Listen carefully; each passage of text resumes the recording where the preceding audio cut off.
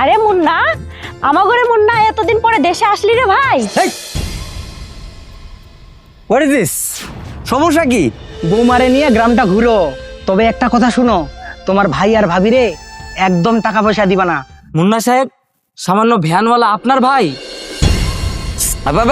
কি বলতেছেন? এই ভ্যানওয়ালা কিভাবে আমার ভাই হয়? বৌমা শহরের মাইয়া তো, ওই জন্য মুখের উপর চটাং চটাং করে কথা কয়। কিন্তু আমাগো গ্রামের বৌমা যদি আমার মুখের উপর চটাং চটাং করে কথা কইতো, তাহলে অগর জিবা আমি চাই না সিরা ফেলেতাম। আজকে ইদ্দুর লাগে লড়াই করে বাচ্চা মিটে গেলি তোমার লেগে ভাই। আমার দুই বাচ্চা, আজকে তুমি মরে গেলা, তুমি কেমনে আমার ধরে গেলা? ও ভাইয়া, ভাইয়া তুমি আমার এমনি যাইনা যাইতে পারো না ভাইয়া, আমার আর ভাবতে মন চাইতাছে না। মুন্না তো আমার ভাইয়ের মতো, ওর পা মুছলে কি আমার জাত যাইবো?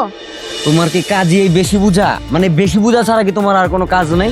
শুনছি শুভ কাজে যাইতে গেলে আল্লাহর নামে দান খয়রাত করতে হয়, তাই ভিক্ষা করলাম। আরে ভাই, আরেকটা কথা ছিল। জানি তুমি অনেক চিন্তা করতেছো, কিন্তু কি করবো ক?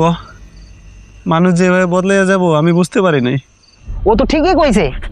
আর তোমার ভাই তো একটা লোভী, আর তুমি তো একটা কাজ করতে পারো, তোমার বাড়িটা ভাঙ্গা ওখানে একটা শপিং মল দিতে পারো। আমরা কি ওর কেউ না? ওই মুন্নার লাগি আমরা কি কম করছি? আমার ঘরে ওর তো মাথায় করে রাখা উচিত।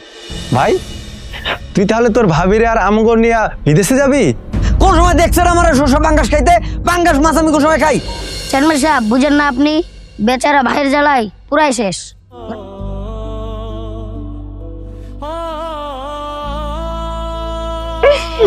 বাসাটা তো আব্বার নামে, আর ভাগ করে দিছে দুইটা সমান ভাগই। তাহলে আমি পুরা বাড়িটা যে আমি নিমু, সেটা কেমনে নিমু? সেটা তো নেয়ার তো কোনো বুদ্ধি টুদ্ধি দেখতেছি না। বাড়ি ছাইরা দিব মানে?